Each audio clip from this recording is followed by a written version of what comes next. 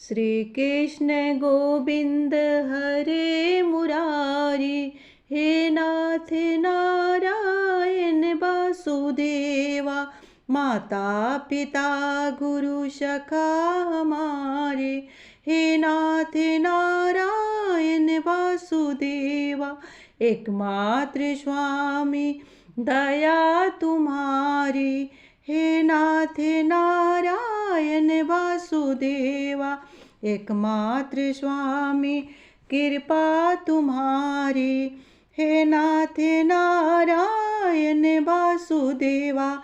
राधे राधे दोस्तों, मैं अपने SPM ब्लॉग्स में आप सबका स्वागत करती हूँ। मैं मितु शुक्ला आज लेकर के आई हूँ माघ शुक्ल पक्ष जाया एकादशी या भूमि एकादशी। इसको जाया एकादशी या भूमि एकादशी भी कहते हैं। इस एकादशी में आइए जानते हैं कि कब हम व्रत रखें, कब पारना करें और कब इसका हम लोग नहा खाए करें, और व्रत का कथा क्या है, विधि क्या है, इसको करने से क्या होता है, सारी जानकारियाँ मैं लेकर के आई हूँ।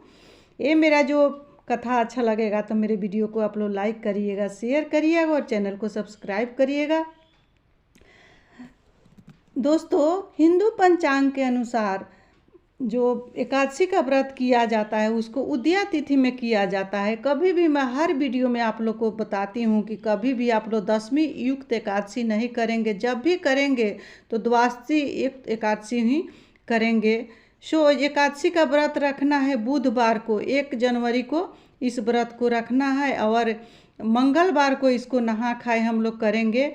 ये तिथि तो लग जा रही है, ये सुबह से मंगलवार को ये तिथि लग जा रही है 11:15 से हो रही है। ये तिथि अगले दिन 1 फरवरी बुधवार को 2:01 तक रहेगी। ऐसे में उदया तिथि को देखते हुए जाया एकादशी व्रत 1 फरवरी बुधवार को रखा जाएगा और इसका पारना सुबह 7 बजे से लेकर 9:20 तक हम लोग कर लेंगे। इसका पारना जो करना है जाया एकादशी का, उसको चावल से ही हम लोग पारण करेंगे। तो हम लोग पारना करेंगे, शुभ मुहूर्त है 7:09:20 तक ही इसका पारना करना है। अब मैं आप लोग के लिए कथा कह रही हूँ। दोस्तों, आप लोग किसी कारणवश से आप लोग व्रत नहीं कर सकते हैं तो इसका कथा सुनने का भी बहुत ज़्यादा महत्व होता है, इसीलिए कथा आप लोग जरूर सुनेंगे।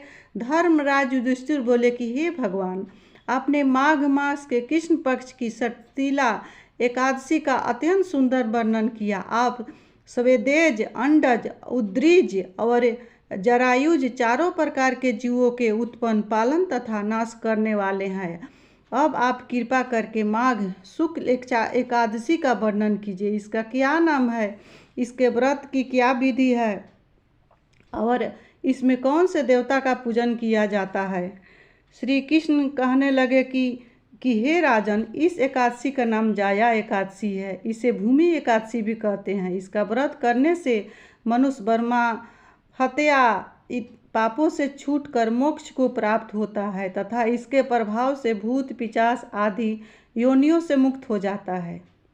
इस व्रत को विधि पूर्वक करना चाहिए। अब मैं तुमसे पद्म पुराण में वर्णित इसकी महिमा की एक कथा सुनाता हूँ। देवराज इंद्र स्वर्ग में राज करते थे और अन्य सब देवगण सुखपूर्वक स्वर्ग में रहते थे। एक समय इंद्र अपनी इच्छा अनुसार नंदन वन में अप्सराओं के साथ विहार कर रहे थे और गंधर्व गान कर रहे थे। उन गंधर्वों में प्रसिद्ध पुष्पदंत तथा उनकी कन्या पुष्पति और चित्रसेन तथा उसकी स्त्री मालिनी भी उपस्थित थे। साथ ही मालिनी का पुत्र पुष्पवान और उसका पुत्र मल्लवान भी उपस्थित थे। पुष्पति गंधर्व कन्या मल्लवान को देखकर उस पर मोहित हो गई और मल्लवान पर काम बाण चलाने लगी। उसने अपने रूप लावण्य और हाव भाव से मल्लवान को बस में कर लिया। हे राजन, वह पुष्पवती अत्यंत सुंदर थी।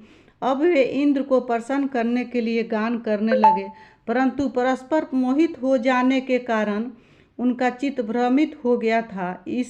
इनके ठीक प्रकार न गाने तथा स्वर्ग ताल ठीक नहीं होने से इंद्र इनके प्रेम को समझ गया और उन्होंने इसमें अपना अपमान समझकर उनको शाप दे दिया।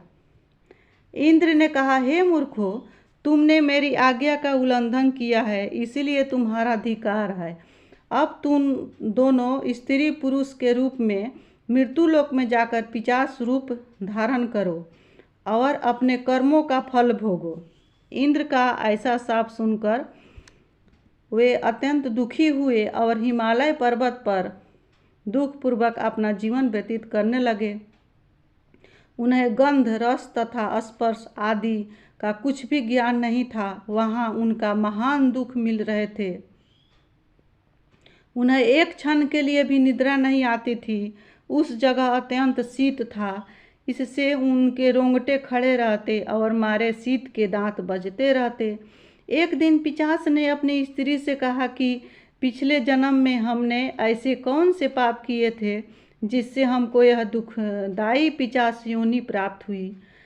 इस पिशाच योनि से तो नरक के दुख सहना ही उत्तम है, अतः हमें अब किसी प्रकार का पाप नहीं करना चाहिए। इस प्रकार विचार करते हुए वे अपने दिन व्यतीत कर रहे थे।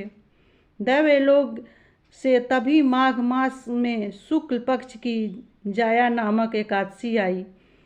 उस दिन उन्होंने कुछ भी भोजन नहीं किया और न कोई पाप कर्म ही किया, केवल फूल फल खाकर ही दिन व्यतीत किया और सायकाल के समय महान दुख से पीपल के वृक्ष के नीचे बैठ गए। उस समय सूर्य भगवान अस्त हो रहे थे। उस रात को अत्यंत ठंड थी, इस कारण वे दोनों शीत के मारे अति दुखित होकर मृतक के समान आपस में चिपटे हुए पड़े रहे। उस रात्रि को उनको निद्रा भी नहीं आई। हे राजन, जया एकादशी के उपवास और रात्रि के जागरण से दूसरे दिन प्रभात होते ही उनकी पिशाच योनि छूट गई। अत्यंत सुंदर गंधर्व और अप्सरा की देह धारण कर सुंदर वस्त्राभूषणों से अलंकृत होकर उन्होंने स्वर्गलोक को प्रस्थान किया। उस समय आकाश में देवता उनकी स्तुति करते हुए पुष्प वर्षा करने लगे। स्वर्गलोक में जाकर इन दोनों ने देवराज इंद्र को प्रणाम किया।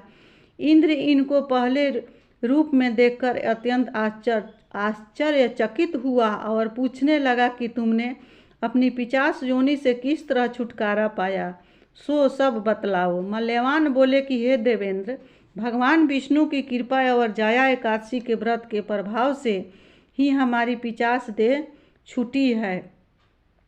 तब इंद्र बोले कि हे मल्यवान, भगवान की कृपा और एकादशी का व्रत करने से न केवल तुम्हारी पिशाच योनि छूटी गई, वरन हम लोगों के भी वंदनीय हो गए, क्योंकि विष्णु और शिव के भक्त हम लोगों के वंदनीय है। अतः आप धन्य है। अब आप पुष्पति के साथ जाकर विहार करो। श्री कृष्ण कहने लगे कि हे राजा युधिष्ठिर, इस जया एकादशी के व्रत से बुरी योनि छूट जाती है। जिस मनुष्य ने इस एकादशी का व्रत किया है उसने मानो सब यज्ञ जप दान आदि कर लिया। जो मनुष्य जया एकादशी का व्रत करते हैं वे अवश्य ही 1000 वर्ष तक स्वर्ग में वास करते हैं। इसी के साथ मैं अपने वाणी को श्री विष्णु भगवान को चरणों में विराम दे रही। मिलती हूँ अगले वीडियो में, तब तक के लिए इतना ही। आप लोग खुश रहें, स्वस्थ रहें, जहाँ कहीं भी रहे खूब मस्त रहें। जया एकादशी के ढेर सारे बधाइयाँ एवं शुभकामनाएं।